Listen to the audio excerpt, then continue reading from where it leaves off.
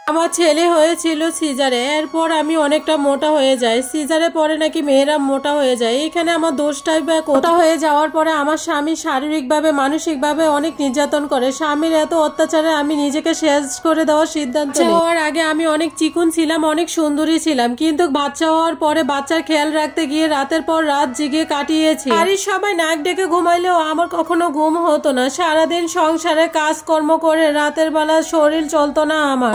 ঘর ভর্তি মানুষ থাকার সত্ত্বেও কেউ এসে বলতো না বাচ্চাটাকে আমার কাছে দাও, তুমি একটু ঘুমাও। রাতের বেলা বাচ্চা কান্না করলে আমার শ্বশুর শাশুড়ি ননদ আমার স্বামীও ঘুমে ডিস্টার্ব হয়ে যেত। বাচ্চার বয়স যখন 6 মাস তখন থেকে আমার স্বামী আমার থেকে দূরে সরতে থাকে। শরীর থেকে নাকি ঘামের গন্ধ আসে, আমি নাকি অপরিষ্কার থাকি, কিন্তু সারাদিন সংসারে সব কাজকর্ম করে বাচ্চাকে সামলিয়ে নিজের জন্য এক ফোঁটাও সময় পেতাম না। আমার স্বামী আলাদা রুমে থাকা শুরু করে, কারণ আমি মোটা দেখতে এখন সুন্দর না, আমাকে নাকি তার এখন আর ভালো লাগে না। অথচ তাকে বাবা ডাক শোনার জন্য আজ আমার এই অবস্থা। নিজের ফিগার নষ্ট হয়েছে। অবহেলা পরিমাণ যে খুব বেড়ে যায় তখন বুঝতে পারি যে সে অন্য নারীর সাথে সম্পর্কে জড়িয়েছে। ওই মেয়ে ঘন ঘন আমার শ্বশুর বাড়ি আসতো, আমি টের পাই না প্রথম, কারণ আমি আমার মতো সরল ভাবি সবাইকে। একটা সময় যখন দেখলাম ওই মেয়েকে নিয়ে সবার সামনে অবাধি চলাফেরা করতেছে, রাতেও ডিনার করে ফেসবুকে আপলোড দিচ্ছে, আবার কোনো রাতে দেখতেছে বাসায় ফিরতেছে না, তখন বুঝতে আর বাকি নাই যে আমার স্বামী আর আমাকে প্রতিনিয়ত ধোঁকা দিতেছে। সন্তানকে দিন দিন তার বাবার আদর থেকে বঞ্চিত হতে দেখে আর চুপ থাকতে পারলাম না। স্বামীকে সোজা সাপটা জিজ্ঞাসা করি, সে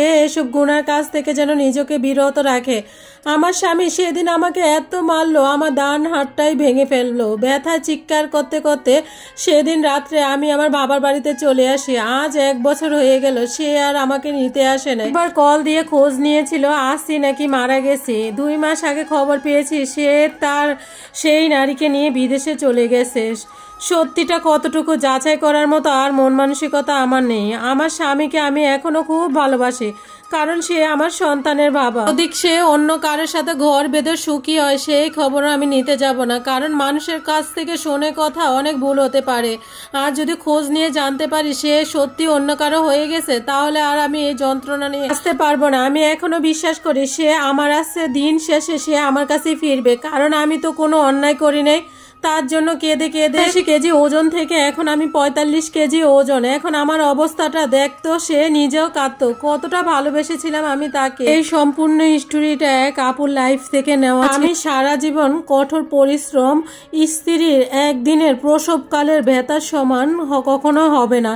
স্ত্রীকে দাসী নয়, সব সময় রানীর মতো ভাবা উচিত। স্ত্রীর মৃত্যুর অপেক্ষা করে স্বামীকে ভাবার ডাক শোনায়, এই কথাটা যদি সব পুরুষ বুঝতো তাহলে নারীর ভিতরে সৌন্দর্য কখনোই খুঁজতো না।